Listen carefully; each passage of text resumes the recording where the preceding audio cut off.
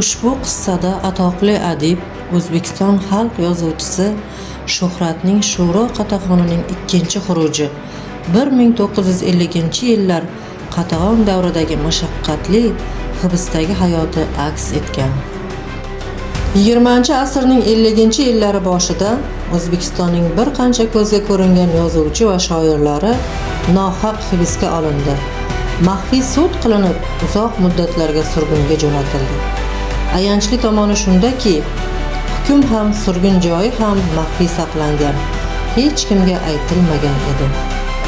Adib o'z boshidan o'tkazgan ayanchli, mudhish kunlarni so'zlab berar ekan, bu kunlarni eslash, yodga olish nechog'liq og'riqli bo'lmasin, u kunlar bo'lib o'tganini va o'zbek ijodkorlarining ko'pchiligining hayotiga zomin bo'lganini xotirlaydi. Jumladan Fayzullo Xo'jayev, Usmon Nosir, G'ulom Zafariy, Fitrat, Cho'lpon, Abdulla Qodiriy, Akmal Ikromov, Shukrullo, Hamid Sulaymon, Maqsud Shayxzodalarga rad qilib bo'lmas ayblovlar, tuhmatlar yog'dirib, yillab tergovda qamoqda ushlab turilgan. Shuhratga qo'yilgan ayblardan biri Cho'lponning ta'sirida bo'lgani ekan. Darvoqe 30-yillarda shakllangan shoirlar orasidan Cho'lpondan o'rganmagan qalamkash yo'q edi. O'sha davr yoshlari Cho'lponni o'ziga ustoz deb bilgan edilar. Shuhratga berilayotgan savollar bir xil, o'sha edi. Boshlig'ing kim?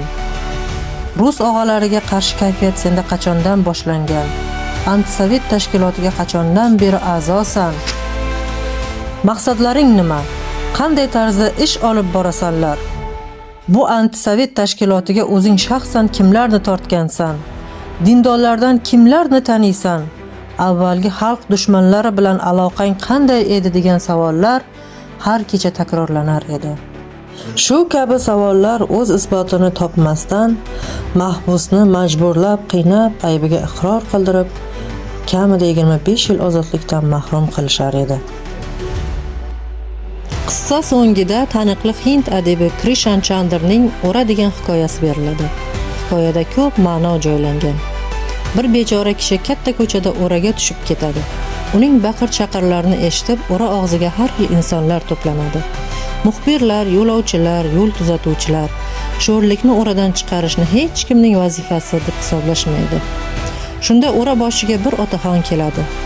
"Otaxon, meni o'radan chiqarib qo'ying" deb yolvoradi yigit. "Ey o'g'lon, bu o'radan chiqib nima qilasan? Dunyo o'zi bir o'ra-ku. U o'rada turding nima-yu, bu o'rada yashading nima?" deb o'radan uzoqlashadi chol. Mahbusni choqdan tortib chiqaraman deb uning xotini ham o'raga tushib ketadi. Ularni hech kim qutqarmaydi. So'ng ular o'zidan ko'payib, o'rada umrbod qolib ketishadi. Ozodlik vaqtlari yetadi. Mahbuslarni qutqarish uchun yuzlab qo'llar o'raga cho'ziladi. Ammo endi ular o'radan chiqsa kelmaydi. "Yo'q, chiqmaymiz.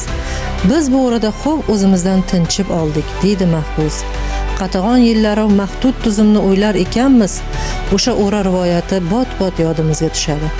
Zulm saltanatiga ko'nikib yashaganlar, nohaqlik va istibdodni olqishlab kun ko'rganlar, o'rada xo'p o'zidan tinchigan kimsalar. Mustaqillikka erishganimizdan so'ng ularning barchasi oqlanib, xizmati munosib taqdirlandi.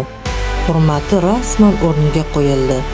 Har qanday og'ir sharoitda ham o'z e'tiqodiga sodiq qolib, insoniy burchini to'g'ri bajarishga kuch topgan adibning hayoti avlodlarga ibrat bo'ladi deb umid qilaman.